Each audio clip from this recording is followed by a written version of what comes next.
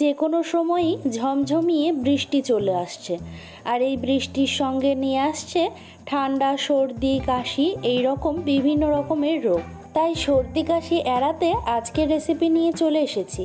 আজকের রেসিপি হলো golden milk. চলুন তাহলে শুরু করি। তার জন্য একটা সসপ্যানের মধ্যে আমি এখানে 1 কাপ পরিমাণে দুধ নিয়ে নিলাম। ওর মধ্যে একটা ছোট এলাচ, একটা লবঙ্গ আর একটা ছোট দারুচিনির টুকরো দিলাম। আরও এর মধ্যে দিয়ে দিচ্ছি একটুখানি ক্রাশ করে নেওয়া আদা। এখানে আপনারা আদা গ্রেট করে নিয়েও দিতে পারেন। আর দিয়ে দিচ্ছি 1/8 টিস্পুনের মতন হলুদ গুঁড়ো। আপনারা চাইলে এখানে কাঁচা হলুদও গ্রেট করে দিয়ে দিতে পারেন।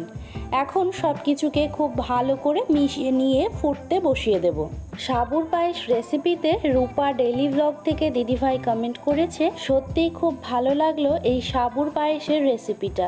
থ্যাংক ইউ সো মাচ দিদিভাই, এইভাবেই পাশে থাকবেন। সিম্পল লাইফস্টাইল ব্লগ থেকে দিদিভাই কমেন্ট করেছে, সাবুর পায়েসের রেসিপিটা অনেক ভালো লাগলো। অনেক ধন্যবাদ দিদিভাই, এইভাবেই পাশে থাকবেন। দুধটা খুব ভালো মতন করে ফুটে গেছে। এখন আমি গ্যাসের ফ্লেমটাকে বন্ধ করে দিয়ে একটুখানি নাড়াচাড়া করে দিচ্ছি। তারপর এর মধ্যে আমি অ্যাড করে দেব মিষ্টির জন্য 1/2 টিস্পুনের মতন মধু। আর মধু কতটা ঠান্ডা সর্দিতে কার্যকর আপনারা সেটা হয়তো সকলেই জানেন।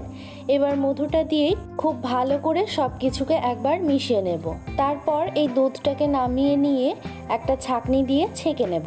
ডিমের কোরমা রেসিপিতে নবিলাস কিচেন থেকে দিদিভাই কমেন্ট করেছে, খুব সুন্দর রেসিপি, আমার favourite. Thank you so much, জেনে খুবই ভালো লাগলো যে এই রেসিপিটা আপনার ফেভারিট। এই বর্ষায় বাচ্চা থেকে বড় সকলকেই বানিয়ে দিতে পারেন সর্দি কাশি এড়াতে এই গোল্ডেন মিল্ক।